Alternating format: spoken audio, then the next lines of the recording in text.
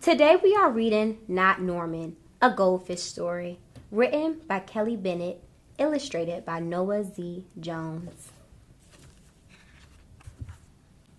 When I got Norman, I didn't want to keep him. I wanted a different kind of pet, not Norman.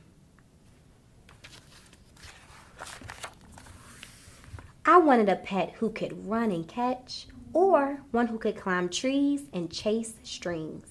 A soft, furry pet to sleep on my bed at night, not Norman. All Norman does is swim around and around and around and around and around and around and around and around.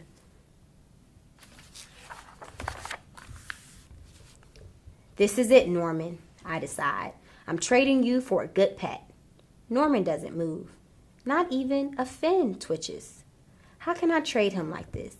No one will want a sorry-looking fish in a gunky bowl. When I drop Norman into his nice, clean bowl, he starts dipping and flipping, flapping his fins around. He looks so goofy, I have to laugh. Don't think just because you made me laugh, I'm going to keep you, I tell him. Tomorrow, you're out of here. Norman blows a stream of bubbles.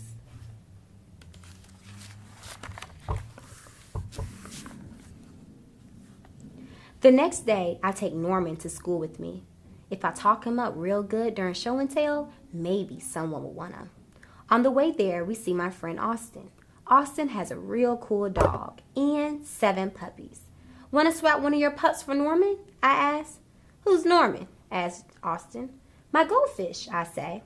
By the time I rescue Norman, half his water is gone.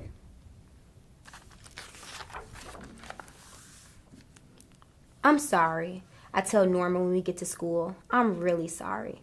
He just stares at me all googly-eyed. Finally, it's my turn to show and tell. Just as I start to talk about goldfish, Emily shouts, Jenny's gone. Who let my snake loose?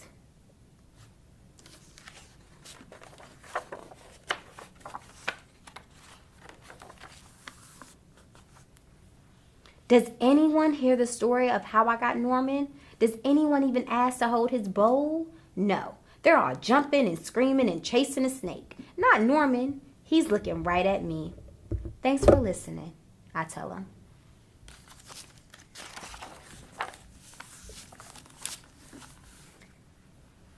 That afternoon, we go to my music lesson. As soon as it's over, I'm taking Norman back to the pet store.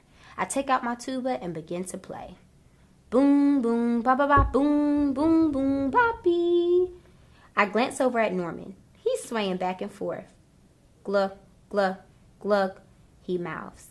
Look, Norman's singing, I say. Pay attention, snaps Mastro, and try to play the proper notes.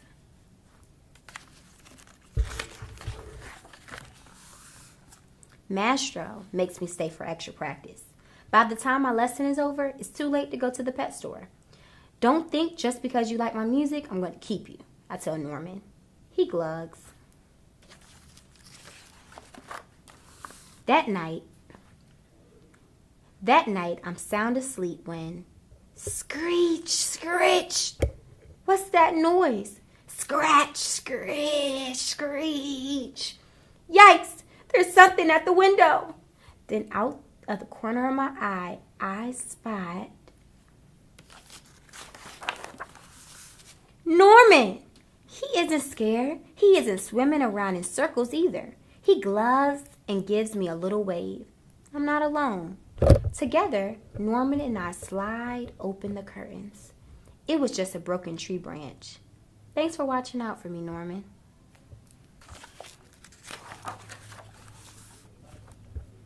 On Saturday, I take Norman to the pet store, just like I said I would. I look at the cats and dogs and snakes and birds. I look at the hamsters and mice and lizards too. They all look like good pets, but they are not Norman.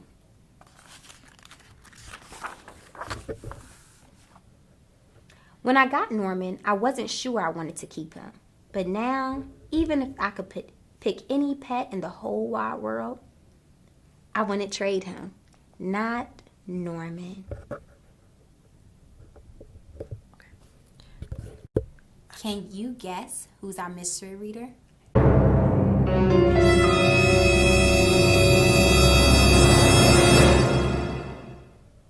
Miss Guthrie. I hope you enjoyed today's read aloud.